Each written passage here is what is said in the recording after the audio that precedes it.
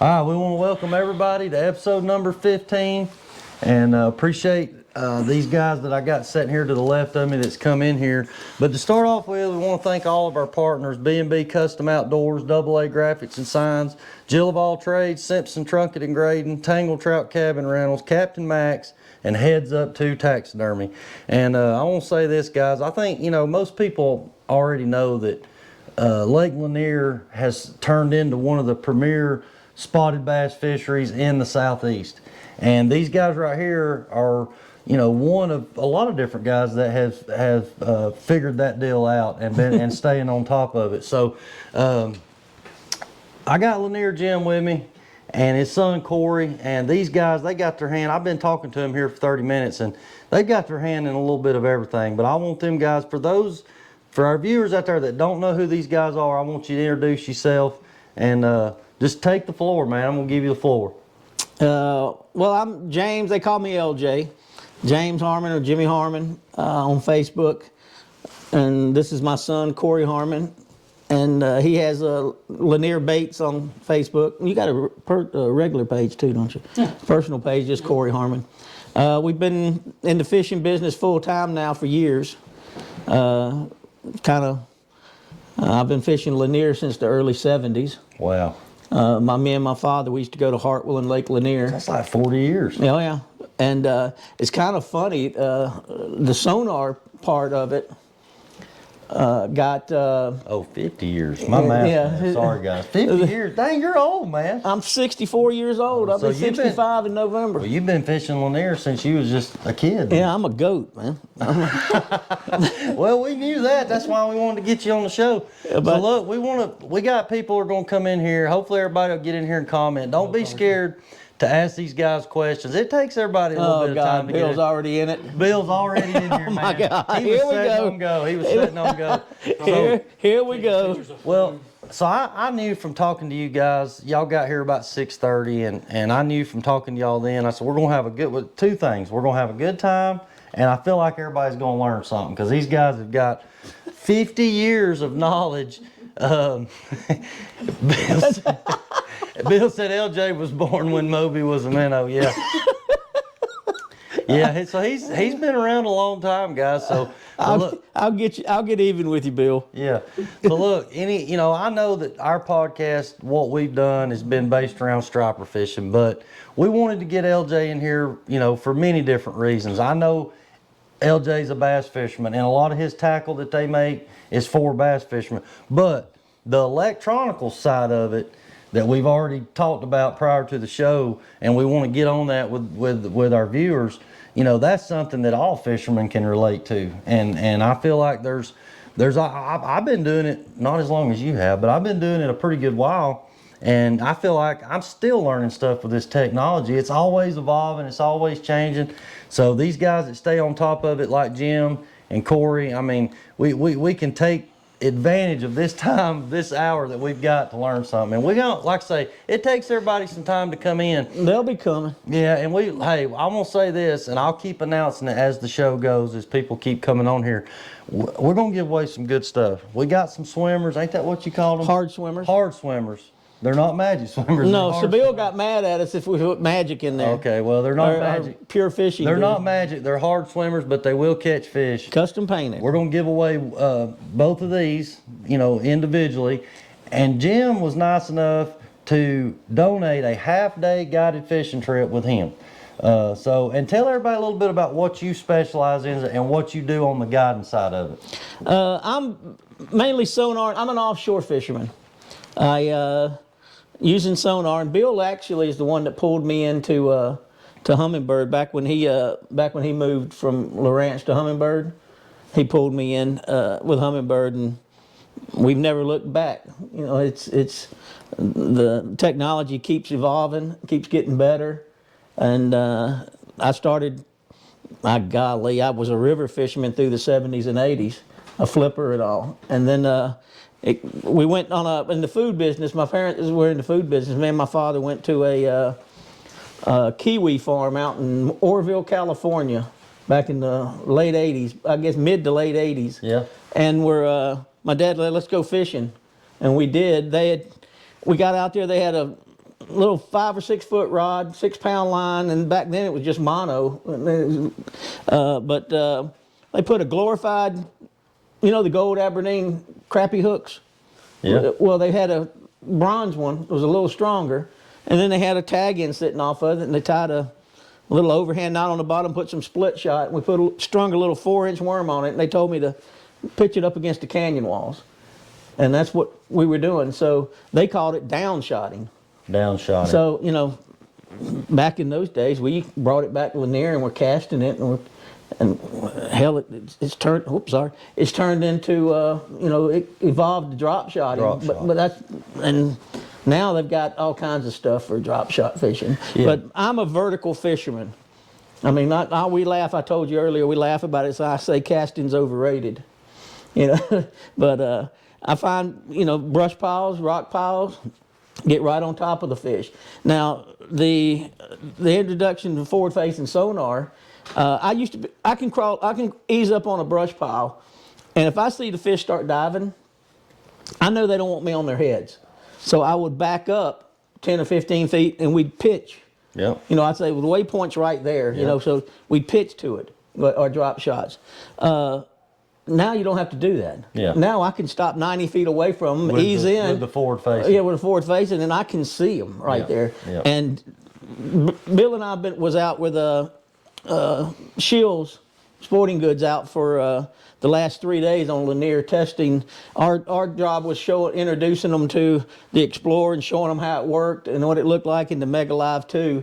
And they were shocked. Yeah. I mean, they've really hit a home run with these two. Yeah, yeah. I mean, they really have. The Mega Live 2 is, I always had it, the G word right here, and the L word over here, and Humminbird right here. Yeah. And, I was a shorter pitcher or caster with my vertical fishing. Mega Live 1 was great. Yeah. But when you got a longer cast into it, it struggled to pick up your bait now. Yeah. Boy, not no more. Well, it's just like anything else. I mean, I feel like with everything that they've come out with, there's always been something come behind it that was a little bit better. Right. They figured out something that made it a little bit better. Bill Carson, he's already been in here commenting, but he come in here and talked about the clarity and the speed of the Explorer. And I guess that's something that you've seen too. So I guess that translates over with the Mega Live too. You was telling me earlier that it was so clear, it was unbelievable. Whatever the engineers did, they wanted to be able to track your bait. And I was showing the Shields guys the other day. We were making a long cast out 90, 100 feet, and we'd see it hit the water and just strip out line. You can see it fall straight down. Yeah. The fish, a lot of times you can't tell the difference between the fish and structure.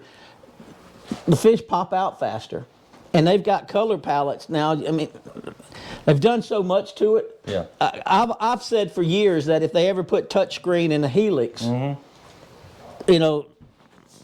they wouldn't sell a Solix. That's what I used to say, to myself. But they've combined the Solix and the Helix, so it's got the speed and the graphics and a lot of features of the touchscreen of the Solix, but the simplicity of the Helix. Yeah. And everything's on the screen. You don't have to hit buttons to change your depth or to change a color palette. It's all on the screen. You just touch it and hit it. Yeah. That's it. Yeah, and I think we've talked about this on the show before, but it's one of these things where we have gotten so used to this technology over the years, and we are relying on it more and more with everything that keeps coming out, and I don't see how we could ever go without it. I mean, it would be hard to knowing now, what we know now, it would be hard to go back to the way we used to do. But I heard you say something when you come in here. You said you still like to use your traditional 2D sonar and your down imaging.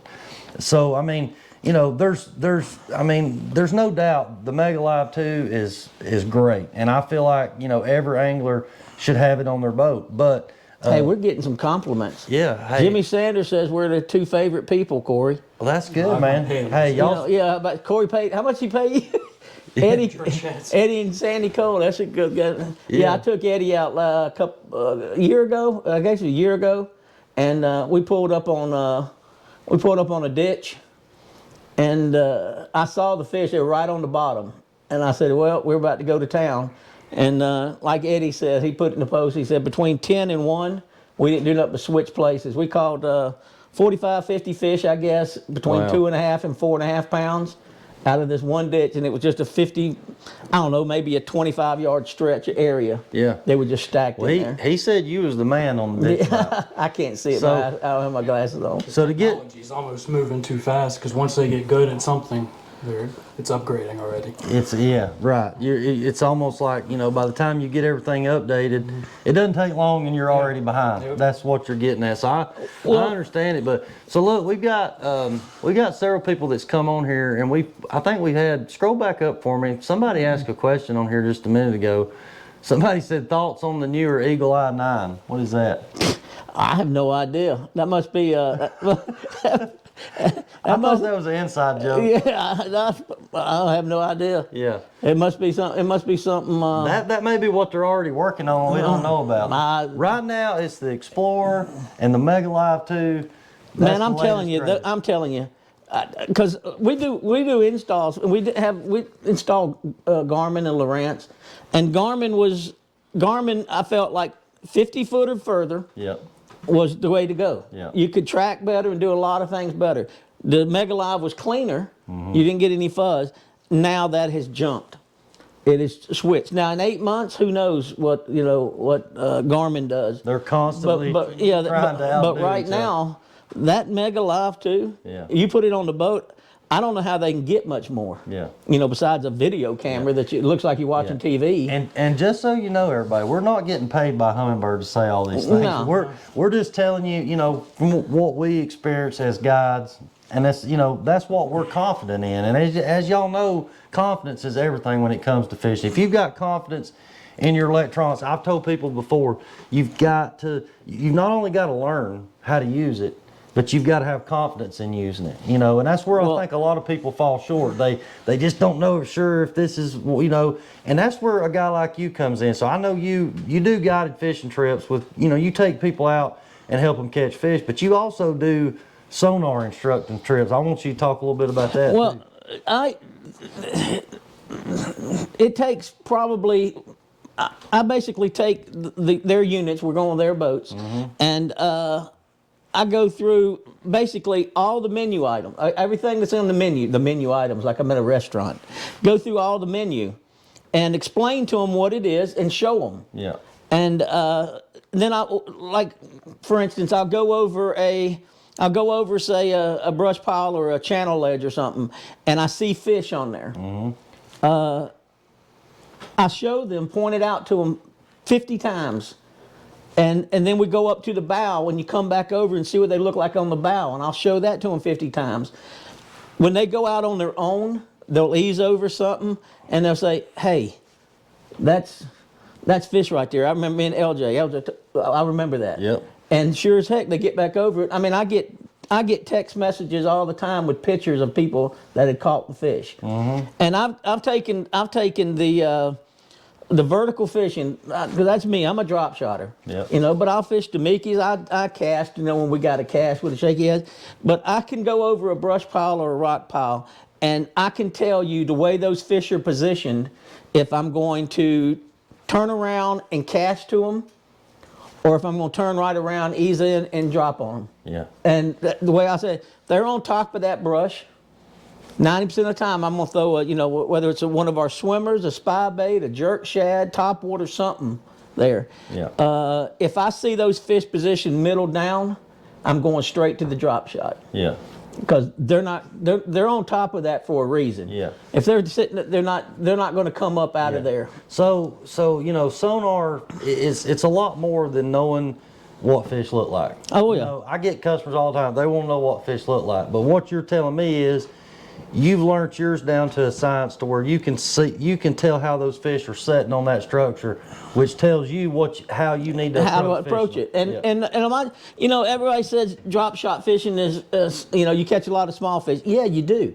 You catch a lot of small fish and you catch a lot of big fish. Yeah. I mean, you know, as long as something's jerking on your line, most of my customers don't care. Now, if I'm taking tournament fishermen out, then my approach and their approach is totally different. Yeah. You know, I go out. We're looking for 5 big bites. Yeah. Yeah. You know, and that's most of the time when I'm looking for those 5 big bites. The forward-facing sonar, I'm looking over open water. You know, they're not. You think them bigger fish are going to be in open water? Oh yeah, I can tell you right now that I've caught up. This past summer, I pulled up on a hump, and we were catching, you know, 2-pound spots down in trash, and we turned around and sat on top of the hump and pulling it out towards the main, you know, the deep water, and we saw them suspended out there. Yeah. And we were casting to them and catching bigger fish. Yeah. Yeah. I mean, they didn't get big being stupid. I've caught a lot of spots out in open waters, you know, because we know, I mean, stripers are notorious for being out in open water certain times of the year. And there's been times we'll be out there catching stripers on live bait in open water, and you're like, and next thing you know, you got a 6-pound spot on. I had a good friend of mine caught the biggest spot he'd ever caught on top water at Carter's Lake. We was out in open water, and we was striper fishing. We were seeing stripers, but he threw a spook, kind of blind throwing it. We wasn't really seeing him busting on top, and he caught a 6.5-pound spot out in the middle of nowhere. Right? We was in 100-something foot of water. There was nothing, there was nothing to hold them fish there other than there was some bait there at the time, you know. So I'm sure y'all probably catch stripers all the time. All the time. By mistake. But some of the things, like through the years, the things that I've learned, and like if I'm easing into a brush pile, if I'm easing up into a brush pile and I'm coming out of that deeper water and I see some fish suspended and I get on the brush pile and, you know, there's nothing on it, Yeah. a lot of times I'll go ahead and start fishing it. Or either I'll turn around and throw like a spy bait or a jerk shad or something out, a top water bait, and work it back, and I'll actually pull those fish that were suspended, pull them into the brush. Yeah. And they'll come in there, and then we'll start drop shotting on them. I mean, I've done it 100 times. Yeah. Well, have you ever fished Carters? Have you A ever? couple of times. You have fished Carter. So, like I say, I normally don't bass fish. I'm usually live bait fishing, but Well, I was back in the GON on the Gone Forum, Yep. the GON Forum, Yep. years ago. About 5 or 6 of us jumped on Robert's boat and went out on Carter's on striper Carter. fishing. Yeah. Well, I see a lot of guys up there that bass fish. I talk to a lot of guys, and you know, I think the drop shot's something that they utilize 90% of the time because that lake is so deep. Yep. And I mean, it's unreal how deep those, I mean, I've pulled some big spotted bass up from 60, 70, 80 foot deep out of that lake. So I'm sure you see that. So Bill Carson said, how can you tell your pets from mine? So, hey, I will say this. My pets bite. His pets. So at one point in time, you know, I feel like where the technology was at one time, you would see fish and maybe you didn't really know exactly, you knew they were fish, but you didn't know exactly what kind of fish. But as technology has evolved, it's got to where now, I mean, I can pretty much tell you when I come up on fish, most of the time I can tell you if it's spotted bass or if it's stripers. The stripers will mark bigger. You know, you've got the gar. You know, sometimes you turn your down image, your structure scan on, and you'll actually see that. We've seen some big catfish on the structure scan up in Tennessee, and I mean, you could, if you zoomed in on it, you could tell that they were catfish. So it's crazy to me how these units now have got to where you can actually tell. Because that's important. I mean, when you're trying to target a certain kind of fish, you don't want to waste time on something that's not even what you're after. You know what I mean? Yep. So, look, LJ, if you don't have the luxury of fishing all the time like some people do, you would be a good guy to go with, obviously, and try to help people learn and build their confidence in their electronics. And I think that's everything in this day and age of fishing. You know, if you're not on top of this stuff, man, you're behind. Well, a lot of people that go out with me, there's some people that say, have you got a GPS with you? And I don't care. I mean, it's catch and release. I've got 6,000 waypoints. Yeah. I mean, going out and being able to catch a fish and release them back, 99% of the time they're released back into the water. I mean, That doesn't matter. Now, I will tell you, forward-facing sonar has changed. I don't know if it's necessarily forward-facing sonar as is the pressure from the high schools and all, which I think that's the middle school, high school, and college. I mean, that's our future, man. Yeah, yeah. I mean, some people get mad thinking they put too much pressure on the lake and this, that. I don't. I think it's great because for every 50 that come in, there's going to be 50 that go out. Yeah, yeah. You See, know, when I was young coming up, man, they didn't have all this high school bass tournament stuff, but I think it's great. I mean, I think it opens up a whole nother window of opportunity for kids, like who was it we was mentioned earlier that y'all were buddies with, that's Clay's son, yeah, Carter Cunningham. Yeah, I mean, and we got a lot of local kids around here that's got into it, and I've said it on shows before. I mean, that's, I know how guys are, man. People don't want to share everything they know, but at the same time, we have to pass this down to a younger generation. I agree. Cory's got a thing. We'll talk about it later. He's got something going on that he's putting together. It's basically a fishing country club. He played college baseball, and had a shot with the Padres, but he had injury. But when it comes to he took the baseball mentality, the team sport mentality, and what am I thinking? Farm system, like a farm system. There's so many young teams, and they're moving up through college now. So yeah. And we've had a lot of response from him. I mean, when he went to the planning commission on the stuff, he took over 70, 80 letters of support from the community. I mean, that's unheard of. Yeah. I mean, when we handed them to the attorney, he said, "What?" It's unheard of because, I mean, it's, the electronics shop will be there, a local tackle company be there. This bait and some of the others are painted by a high schooler that started his own business after painting some, and Cory put them on the website, and sold out. Wow. He started his own business. It signs his name there, Cash.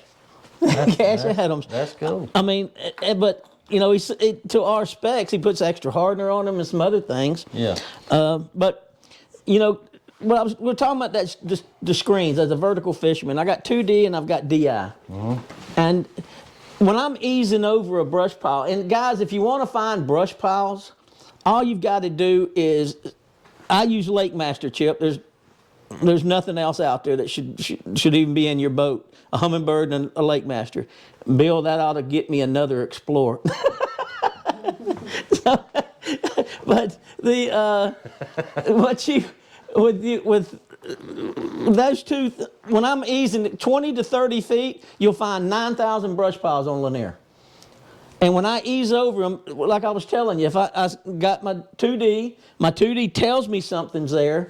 My down imaging confirms it. I mean, because the way down imaging works, the 2D is a cone, right? Yeah. So you get kind of a wider spectrum. Yeah. Imaging is like a MRI. It's like on a perfect example on a ledge. Yeah. I love fishing channel ledges and all. You come up and it falls off, right? Yeah. Well, if the fish are sitting right on that ledge, when that cone comes over, some goes down the ledge and some stays up.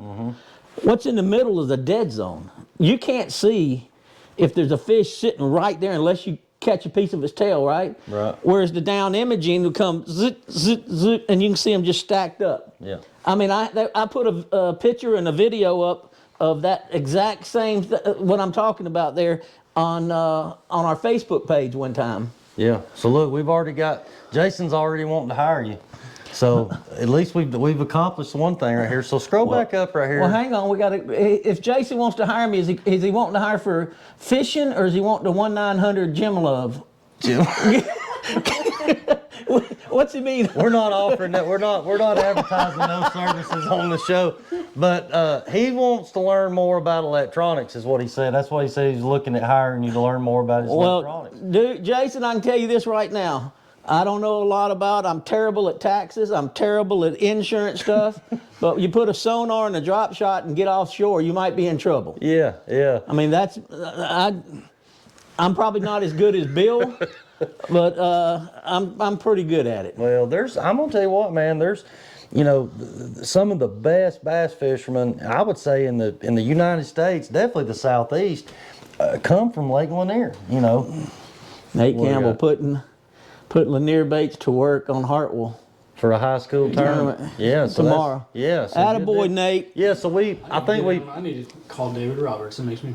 Yeah, so we shared Jim's links on here so that those that don't know can get in touch with these guys, and he offers his guide service, his electronical Sales and installation and instruction. So I'm guessing, how does that work on a guide trip? Do you just do trips where you're just teaching sonar, or do you teach sonar and fish too? Both of Both them. Sonar, just a sonar trip on their boat. We go out for 3 hours, and by the time I left, I've pumped it into your head. Yeah. And that's the easiest way to learn is repetition. Yeah. I keep showing, there it is, fish, Yeah. fish. There he is, right there. Yeah. And by the time we leave, probably an hour before we get off the water, we'll be going over something, and the guy that's sitting there said, "Look, there he is. That's a fish, isn't it?" I said, "Yep." I said, "How'd you see that?" He said, "Well, I saw the bump on the bottom here, and I see the dot there." Yeah. And they see certain things, and it's just night and day. Their mind like opens up, like you come out of the Matrix. Well, I think for a lot of people, they see something on there, they know it's something, but they need somebody with your experience to, I guess, help confirm it and give them that confidence that, yes, that is what I'm looking for. Right. And man, I've said it before, when you get this new stuff, the more you're out there using it, the more you're on the way. You said something earlier when we was talking before the show. You said, there's fishing's one thing, but a lot of times when you're dealing with these sonars, trying to set them up, tweak them, or just find fish, you're going to do a lot of riding around and staring at that grass. I tell people, like I said to you, I tell people all the time, if you want to find structure, you want to find the stuff on Lanier or whatever lake you're on, Hartwell, the best thing you can do is either leave your rods at home or lock them up, get a 12-piece bucket of the Colonel with some biscuits, and ride around looking and marking. Yeah. And I know there's I don't know if he'll be, a boy named Colby Stevens was up in, he lives in Habersham County. He wanted to learn how to do that. So I said, all right, pick any place on the lake, any area. He picked an area. We went in there, and for the first 2 or 3 hours, all we did was ride, looking for different features on the map, not just out in open water, different features on the map. We found 13 places we had marked. I said, all right, now let's go back and fish them. And what we're going to do is we're going to spend 5 minutes on each one of them with a drop shot. By the time we got through with that 13, we had 12 fish. Some were 12-inch fish, but we had a couple of 3s, a couple of 2s. And I said, now, the ones that we didn't catch them off of, what we saw the fish on there, we went back around them. I said, you just make a milk run, and eventually they're going to feed and you're going to collide with them. Yeah. We ended up with like 26. Yeah. Going over the same 13 holes. Right. Well, it makes me think of something. When you say 5 minutes on each hole, so many of your customers I hear talk about how they spend so much time on one spot looking at the same thing because they see something. Mm-hmm. You've got to be disciplined. Yeah. You got to be. That's a great point, Cory. Yeah, and I've said this before too. I feel like you've got to know what active fish look like on there. You got to know when you drop your bait down there and knowing how those fish are reacting to it. If you see that they're not reacting to it, they're just not interested in it.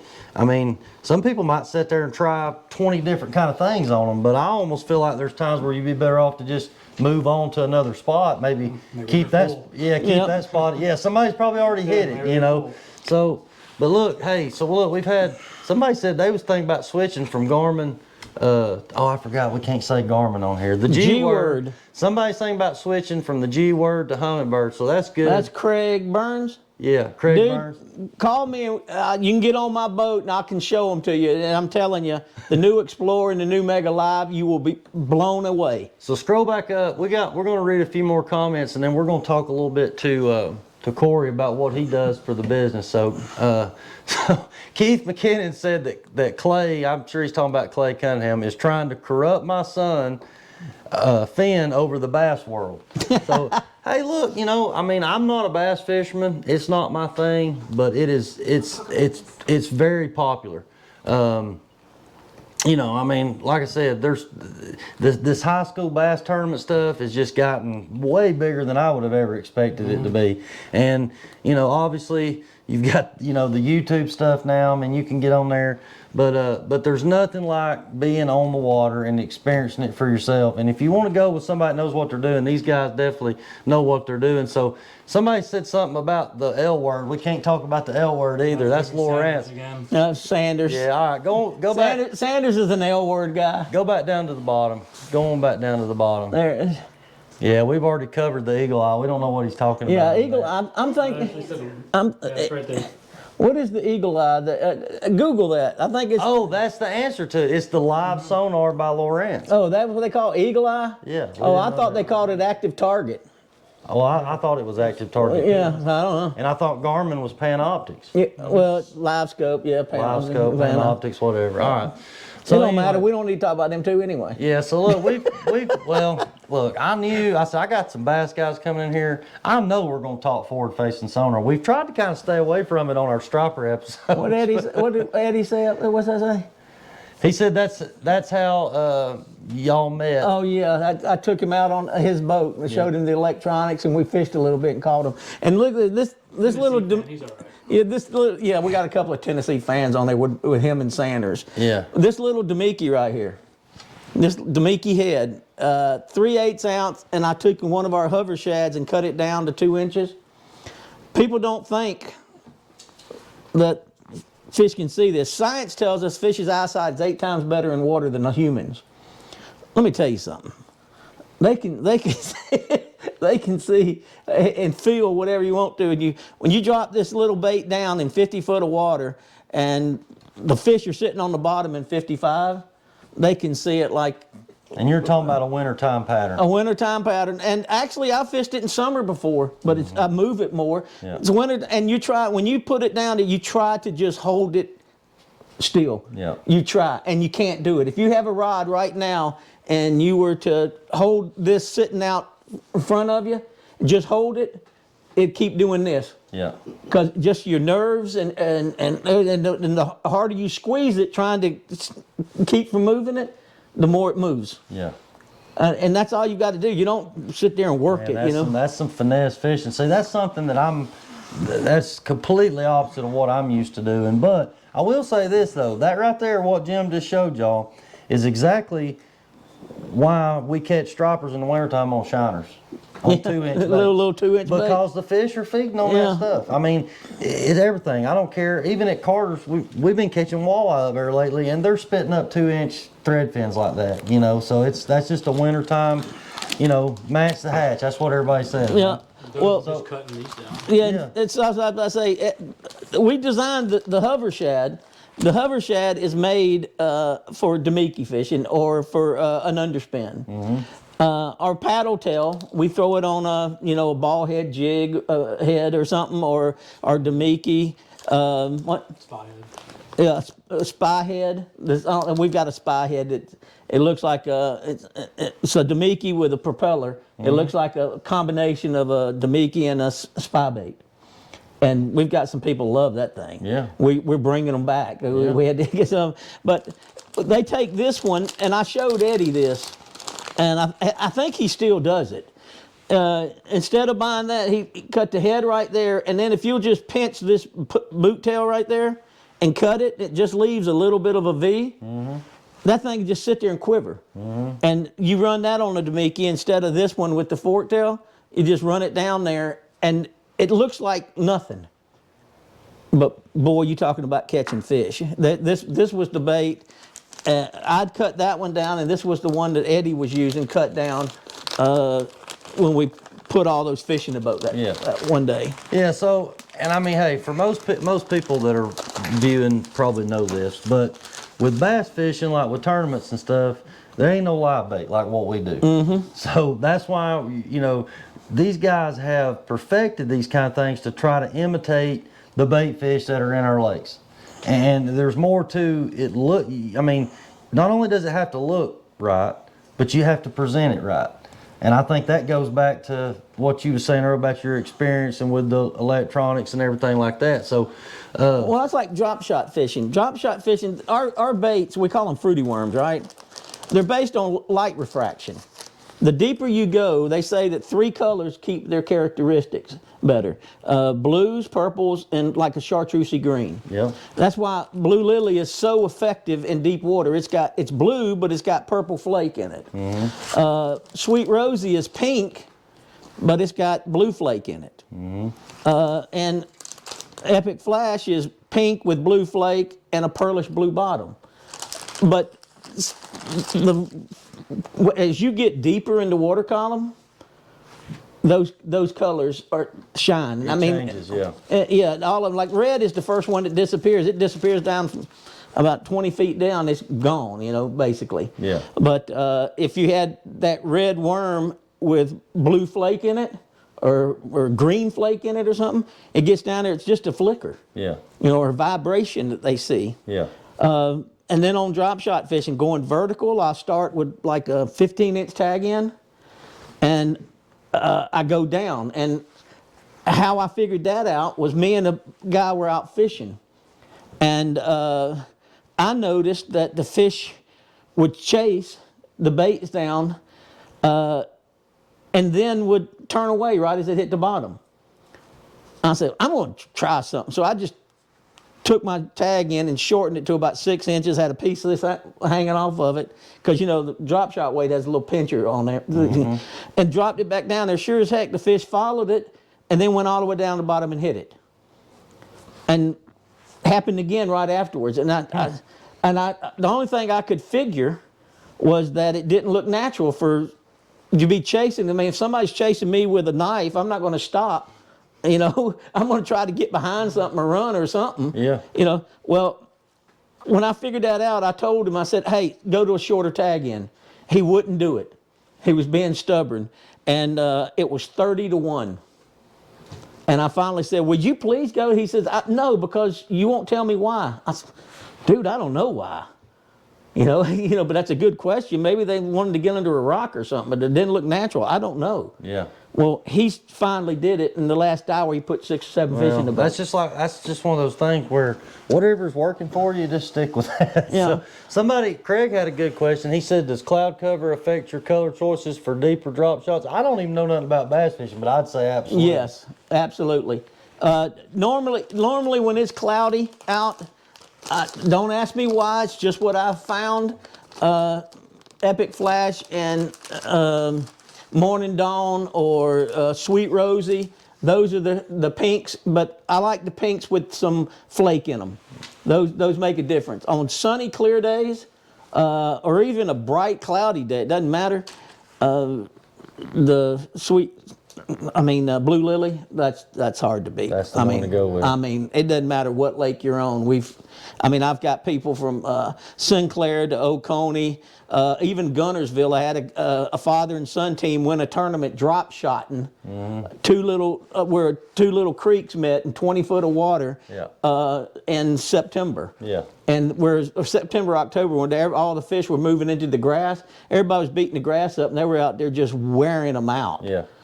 I mean, they won by like 14, 15 pounds in a day and a half tournament. Wow. So when you come in here with all these worms, the first thing I think of when I see all these worms, I think bass fishing. But I had a thought that come by. The lake record striper on Lake Lanier was calling a lizard. It was calling it a lizard. Was it a lizard? Fake artificial lizard. Well, I knew it was plastic. It was plastic, but it was a lizard. I'm glad you said that because I put it in my notes over here. One of the best things in basically April, when you're casting a drop shot, I always extend my tag in to 2 feet or so. And the reason is because the angle of the line going down, the weight's here. If you had a regular 15-inch tag in and all, your bait would just barely be off the water. Bottom. You might as well throw a shaky head. Right.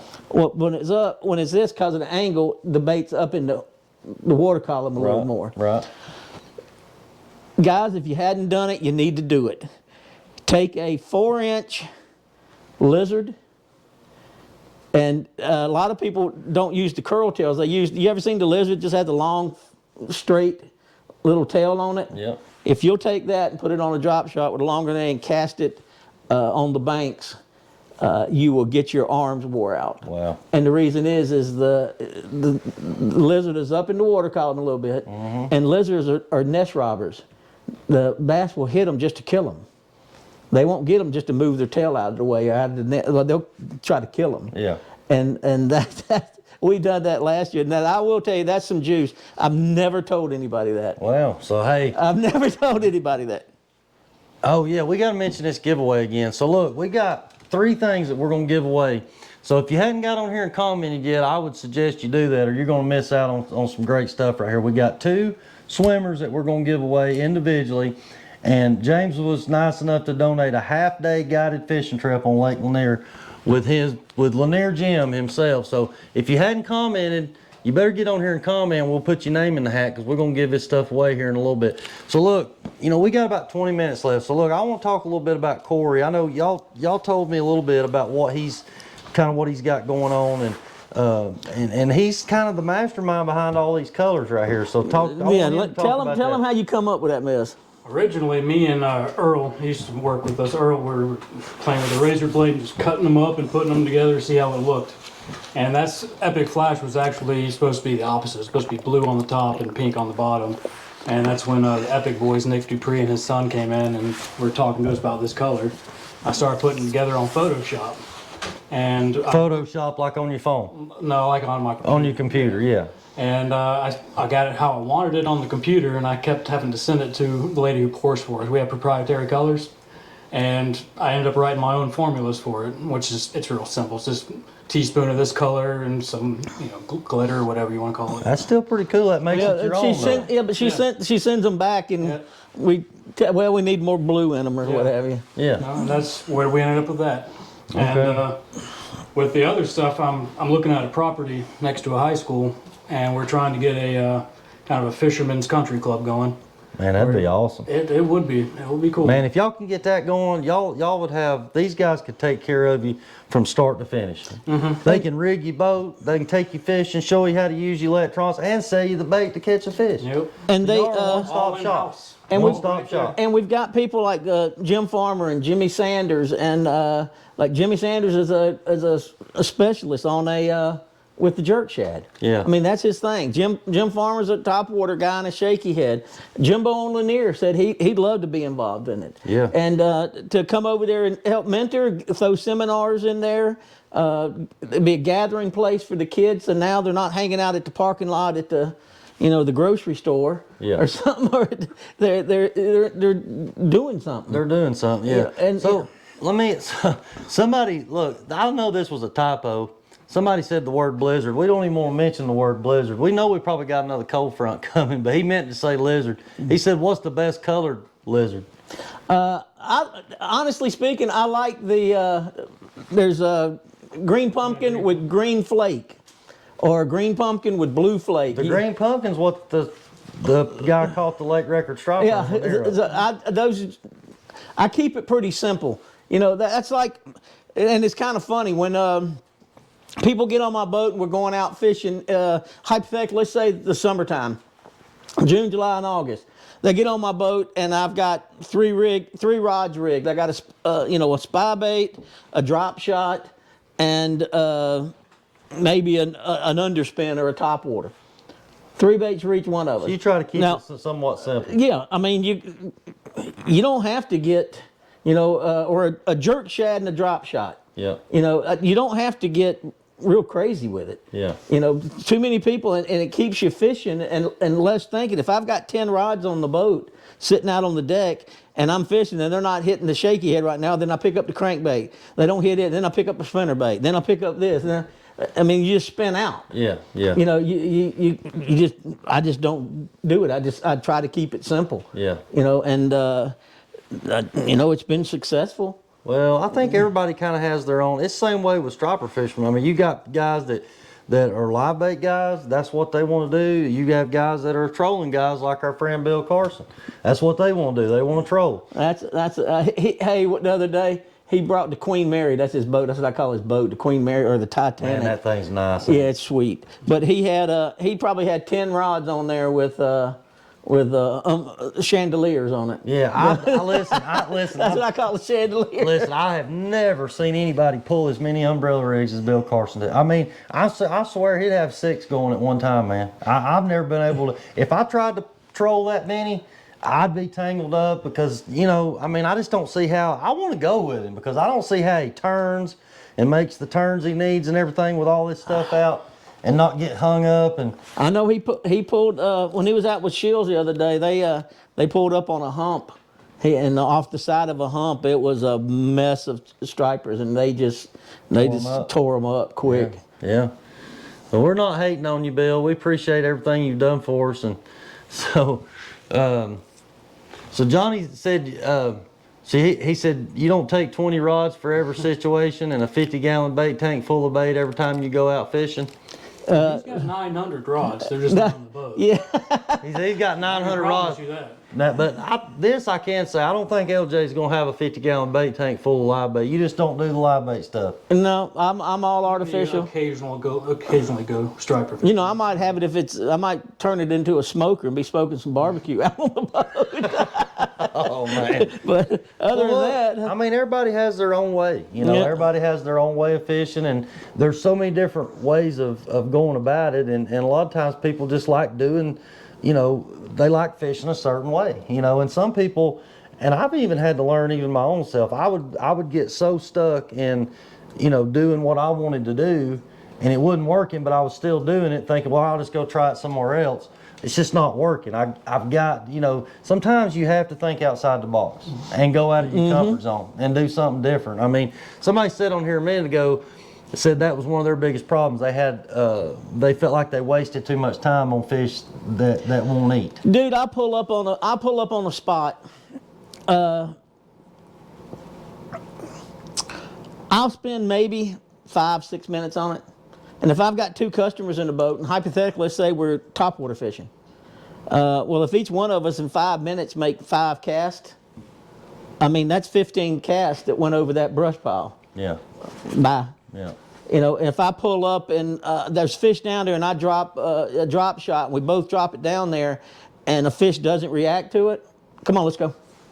So that's the running and gunning. Running and gunning. I mean, I'll hit 35. I might, in the warmer months especially, I'll hit maybe 35 spots and we'll catch fish out of 25 of them. Yeah.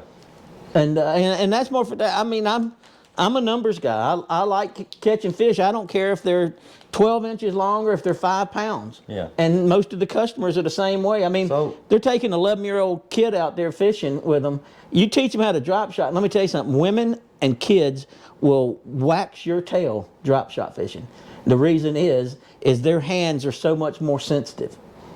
I mean, I've sat there and watched kids saying, I think he's breathing on it, and just lift up and had a fish on. Wow. You know, the women are the same way. And Lisa Farmer, Jim's wife, she's turned into a great drop shotter. Yeah. You know, she turned into a great drop shotter. Yeah, Jim, if you're watching, just so you know, he threw you under the bus earlier before we started the show. I did. He said Lisa's been whacked. He said that he taught Lisa everything she knew and that she was waxing your butt now. I hope Jim's watching. If he ain't, maybe he will. He'll tell you. We went out drop shot fishing, and Lisa, she was even dropping bombs on him that day because he was throwing top water. Yeah. And we were drop shotting, and you know she had like 18 fish, and she said, "How many fish you got, Jim?" Or darling, how many fish you got? Well, you know, I mean, that's like I said, Jim was he was dead set he was going to catch a fish on top water. And I mean, sometimes, you know, like these guys are getting on here. Jason said, you know, letting the fish tell you what they want. I mean, yeah, that's pretty much, I mean, every day is different. Every condition, every day is going to be different. You know, that's I guess one of the hardest things with guiding, I've had people ask, well, what do you think this front's going to do to them? What do you think this is going to do? What do you think that's going to do? I'm like, it's hard to give a 100% answer when you don't really know what it's going to do till you get out there and see what's happening. I will tell you something and then I want to touch base again on how Cory puts these colors together, because it's pretty impressive. Yeah. Because he puts them on that Photoshop. He'll put the colors together, send it out to the lady. She sends them back, and they look like what he drew up. Mm-hmm. And I mean, it's pretty wild. Yeah. And then we go out and test them. And if they don't catch fish, I come back and say, yeah, they suck. Yeah. You know, but he had a couple like jerk shads. We put some in Sanders' hands and said, hey, go test these. Tell me what you think. And he came back and he said, man, what'd you put, gold in it or something? There was a gold one. Yeah. You know, he put gold in the pearl. He said, man, this thing's awesome. It's just crazy to me how these bass are so, can be so sensitive and finicky when it comes to these colors and things, to where stripers are not really they're not really, I've said this before. I mean, we talked about it when Bill was here. They love the chartreuse and, white and the chartreuse. They seem like they like those colors. But Bill said when he was here, you can take an umbrella rig that's half faded out and it looks terrible and the hair's gone off the bugtails, and you can pull that thing and still catch fish and get the reaction bite. So the stripers don't seem to be as color sensitive or finicky, you might say, as what the bass are. That just amazes me, that how you can put a gold flake in this and that bait be more productive that day than another bait. The sand color? There's this color called sand, and Right. It works for maybe a month every year. It only sells for maybe a month every year, so Yeah. we just stopped carrying it. Yeah. I mean, what's the point? I think that's why I like striper fishing, because it's usually, I've always told customers, look, the stripers, they're either going to bite or they're not going to bite. They're not going to nibble on it. Very rarely are they going to play with it. Maybe like bass would. They'll either commit to it and hit it and go, you're hooked up, or they'll look at it and pass it on by and go on. But like I said, it doesn't. Stripers has never really seemed like, that you could take such a small change in a color and make that big a difference on striper fishing. It just doesn't seem to be that way. Man, it can make a huge difference. I'll tell you something else can make a huge difference. Now I'm speaking offshore fishing. I'm a dropper, right? You're talking about spotted bass. Yeah, I'm and largemouth, whatever, but it's smallmouth. We've been up St. Clair catching smallmouth. Yeah.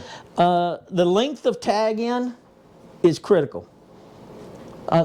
In the wintertime, I go with about a 2-foot tag, and I try to go to bigger one, because a lot of times they're belly to the bottom. Yep. And they'll have to look. They're looking up. Their eyes are on top of their head. They're looking up. Yep. I'll go to a longer tag in to get the bait above their head. In the summertime, I might go to a shorter tag in, like if a crawfish or a bait fish is running, it's not going to just stop out in open water to get eat. It's going to run up underneath a rock or something, get behind something. Yeah. That's just my opinion of it. Yeah. And whether it's right or wrong, it's worked. Yeah. And when people go out with me, and then all of a sudden they're able to take their sons out and duplicate what they learned, and then they just get better at it. Next thing you know, you've got a customer for life. We have people just show up at the house. We might have 10 trucks parked out front sometimes in the shop just to come in and hang out. So let me ask you this. I know y'all have a good network of guys that y'all talk to. I'm sure there's been times when you're talking to Jimbo or somebody else and they're catching fish a certain way, but you can't get bit like it. Now that's hard to explain to people. Mm-hmm. How's this working for this guy, but it ain't working for me? A lot of it's cadence. A lot of it is location. I might be doing the exact same thing he's doing above Brown's Bridge, and he's down in Bald Ridge and Shoal Creek. Could be the water clarity. Could be a lot of things. Temperature. But I will tell you something. And Jimbo and I talked about this before. One of the things that we do is, if we're fishing a particular area, and we've hit a bunch of spots, and it's just dead. We're just not getting the results we want. We will switch areas completely. We won't just stay on the lower end. We'll run mid-lake, or we'll run all the way north and try it, because Just somewhere completely change everything. Change everything, start over, because somewhere on that lake They're biting. They're biting. Somebody's figured it out, or they're in a certain area. Could be the water up north is 3 degrees cooler than the water down south. Yeah. You know, it could be a lot of different things. And that's the tough thing about Lanier. Lanier is such a big lake. I've always said it. There can be a lot of different things going on at one time. And, you know, that's tough, man, when you're up here on the north end struggling and you talk to Jim Farmer and he's in Baldridge tearing them up.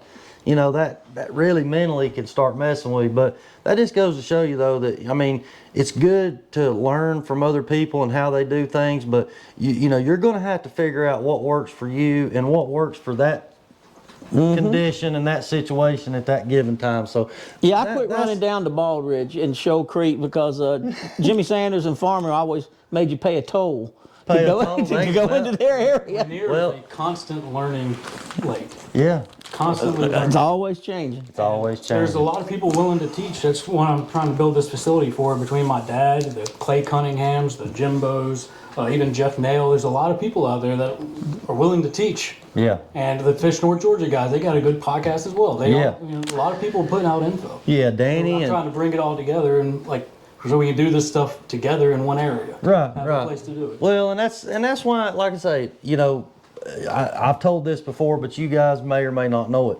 But I was inspired by Fish North Georgia, by Danny Pruitt, to do this podcast. You know, he wanted to have a special striper episode, brought some of the striper guys in there, but we only did it once a year, maybe once, twice a year. That's what gave me the idea to do this. And then we've had a lot of good striper guys on here. And like I say, we got Clay Cunningham coming. We got other guys coming. That's going to be a good one. Clay's good. Yeah. But, well, and Clay could be considered, you know, he's a striper guy, but he knows a lot about bass fishing too. And obviously his son is doing great with the, you know, the high school bass fishing.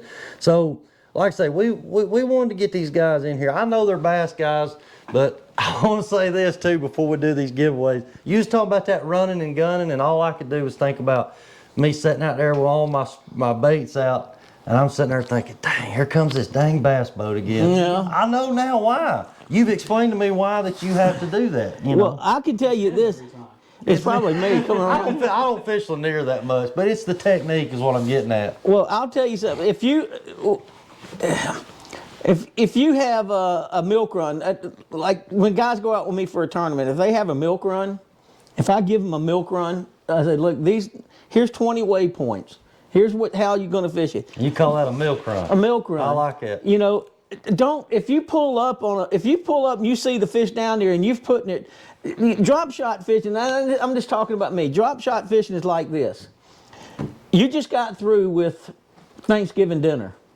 You're full, you sit down to watch the football game, and your wife just pulls a nice hot slice of pecan pie out and puts it right on your belly.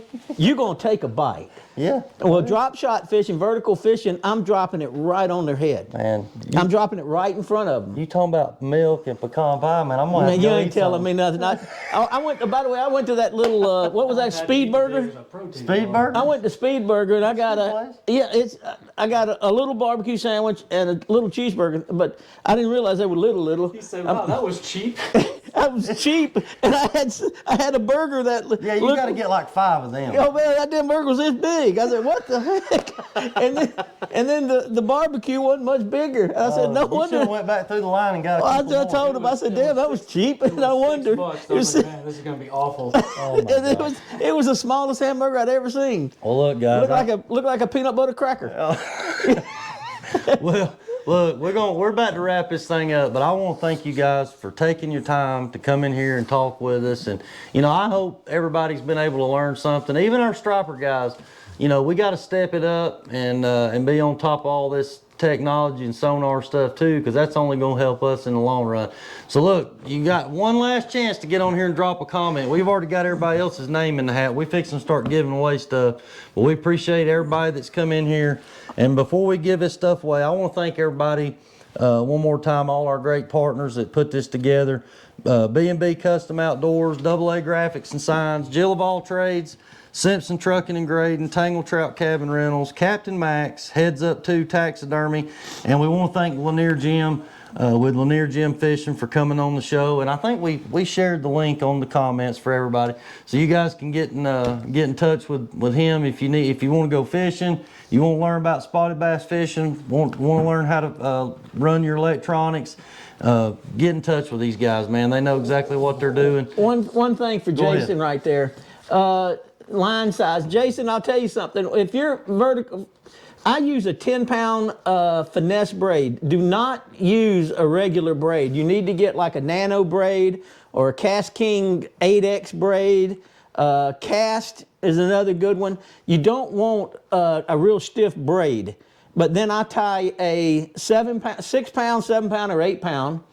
One fluorocarbon leader, but don't tie just a 4 or 5 foot one. Mine is at least 15 feet. Really? Well, I tie it outside at the reel, go up a 7-foot rod and come all the way down and stop it just above the reel handle.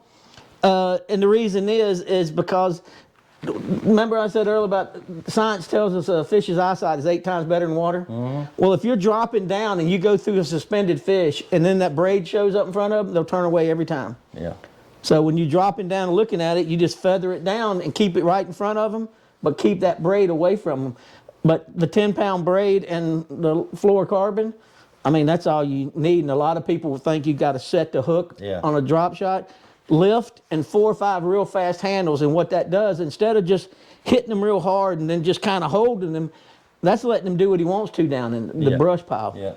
If you lift and reel, the hook gets in them and then it steers their head up. Yeah. And it gets them up on top of the brush pile. Yeah. And then, then it's up to you to get them in. Yeah, bass have always been line sensitive, but stripers can be line sensitive too, especially up at Carter's where the water's so clear. I've seen a lot of times where, you just can't get by with running 15, 20-pound tests, what people would normally like to use striper fishing. You can't get by with it. We'll be catching them on 10, 12-pound tests, just letting them run, chase them down with a boat, whatever we got to do. But I've always said you got to get them on there. You got to hook them first and then That's worry right. about landing them. So, all right, we're almost out of time, but we want to give this stuff away. So hand me a hat, and we're going to let James and Cory pick. Cory can pick them. Cory pick one. We're going to give away I'll pick my own swimmer. name. Thank you guys for having us. Yeah, For man. everyone watching. Oh, we appreciate you guys coming, man. We've had a blast. Oh, we got 2. Okay. Who you got? That's all right. Where'd that one go? Brandon Wood. Brandon Wood. You just want a swimmer. It's not a magic swimmer. It's a hard swimmer. It's a hard swimmer. All right. Don't even say All it. right, we got to give away another swimmer. Go ahead.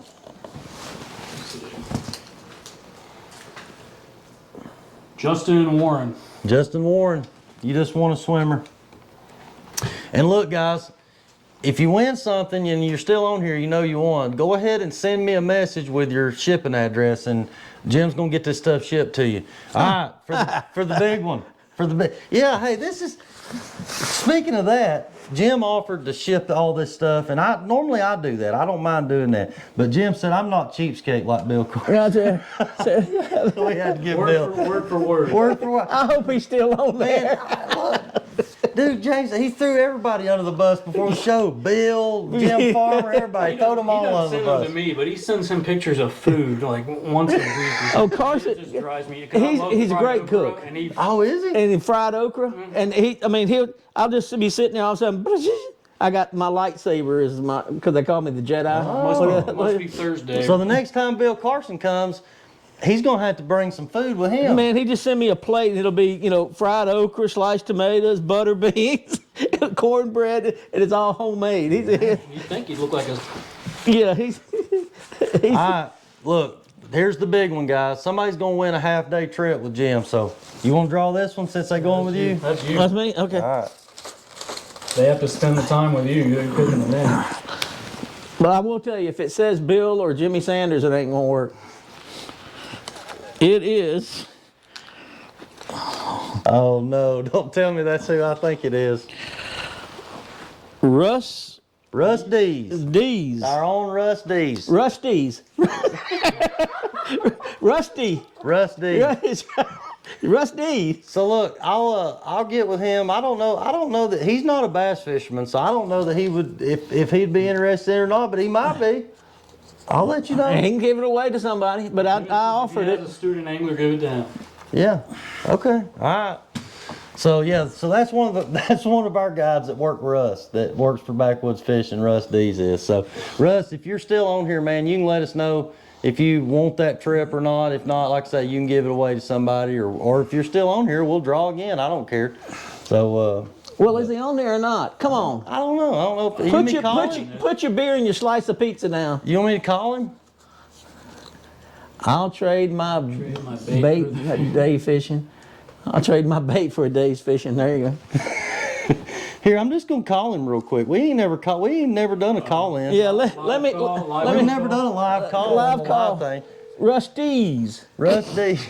Rusty. Congratulations, you've won. You probably hang up. This is a spam call. He may already be in the bed.